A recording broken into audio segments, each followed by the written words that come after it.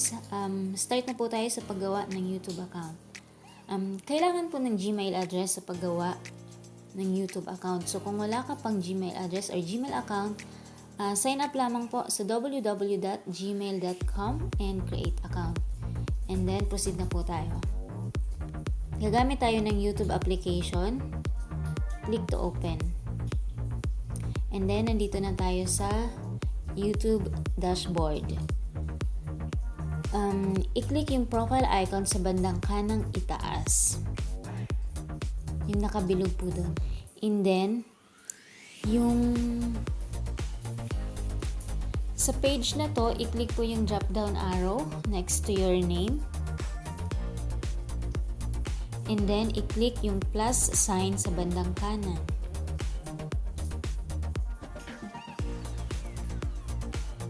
Enter the current PIN. So, ang ilalagay po dito kung ano yung PIN number mo or PIN code mo dyan sa gadget na ginagamit mo, yan po yung ilalagay.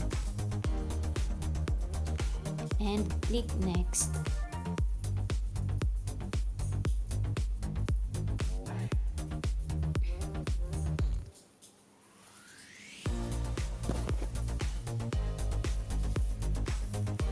Enter email or phone number. So, dito po ang ilalagay is yung Gmail address.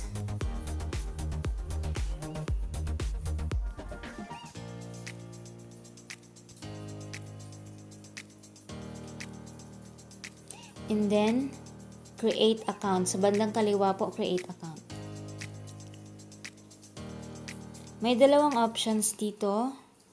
For myself or to manage my business. Piliin po yung for myself sa bandang kaliwa po sa baba.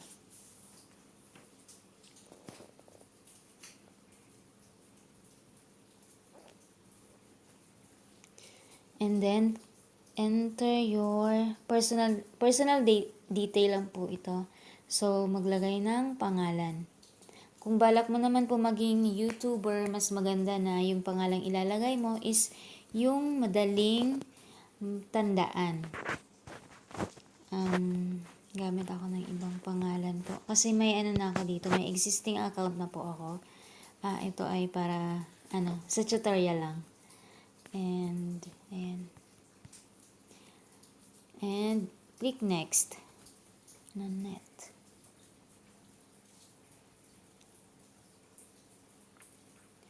Your phone number. So, dito po sa phone number, phone number, ang gagamitin po dito is yung active number or kung ano yung number na ni-register mo sa iyong Gmail account. Kasi dun po ipapadala yung code to verify your account. After po, i-input yung number, click next. Enter the code.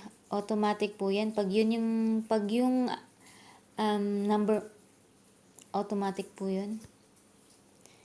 Day, 30, month, March, year, 1985, gender. Babae po ako. Babae. Then, click next. So, may dalawang suggested name po dito si Google. So, nasa sayo kung gusto mong mamili dyan o pwede ka rin po gumawa ng sarili mong Gmail address or Gmail name po. So, ito na lang piliin ko. butyalnanet0@gmail.com yung pangalawa po. After nyan, i-click yung next. Then, password. Create tayo ng password. Nette. 1, 2, 3. Yan lang po muna. Then, i-confirm lang po sa second box yung password mo. And, click next. Add phone number. So, dito po sa baba, kung makikita nyo po, may options yan. Skip. Yung sa kanan po, skip and then, sa kaliwa, skip and then sa kanan, yes, I'm in. Piliin po yung skip sa kaliwa.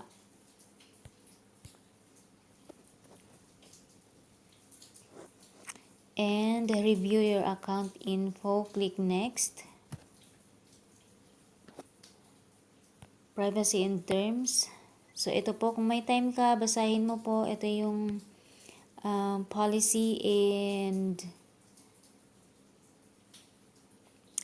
basahin mo na lang po ito kung may time ka. Kung sa tutorial na to, hindi na po natin ito patatagalin. Okay? So, agree tayo.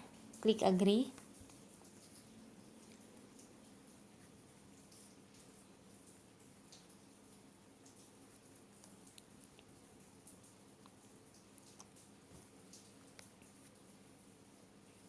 Mabagal. Hindi ako nakakonect sa wifi sa kapitbahay.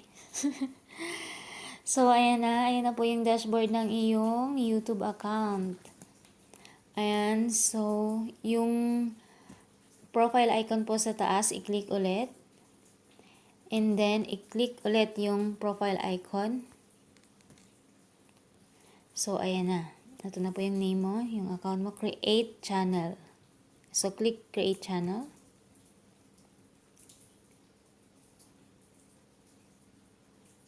And, ayan na. Congratulations, meron ka na pong YouTube account. So, sa susunod kong video, ituturo ko po kung paano maglagay ng ng channel icon and channel art. Kung sa Facebook po, ito yung profile picture and cover photo. So, make sure po na naka-subscribe ka at i-on mo yung notification bell button para mapanood mo yung susunod na video na yan. So, maraming salamat po sa panonood and kung nakatulong naman po ito sa yung video na to, ma-appreciate ko po kung ilalike mo. At I will see you in my next video po. Bye-bye! Thank you!